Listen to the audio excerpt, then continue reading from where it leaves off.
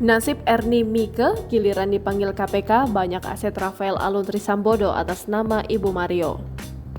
Usai memanggil Rafael Alun Trisambodo untuk memberikan keterangan atas harta kekayaan yang dimilikinya, kini giliran sang istri Ernie Mieke yang juga bakal dipanggil oleh Komisi Pemberantasan Korupsi. Hal itu bukanlah tanpa sebab, KPK bakal memanggil Ibu Mario Dandi ini karena banyak aset yang dimiliki oleh Rafael Alun Trisambodo tercantum atas nama Ernie Mieke. Hal tersebut diutarakan oleh Deputi Pencegahan dan Monitoring KPK, Pahala Nainggolan.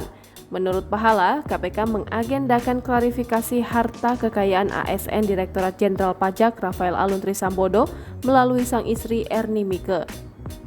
Salah satu aset yang mengatasnamakan Ernie Mieke adalah sebuah perumahan seluas 6,5 hektar di Minahasa Utara.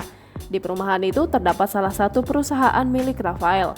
Namun, kepemilikan perumahan itu tidak disebutkan dalam laporan harta kekayaan penyelenggara negara atau LHKPN.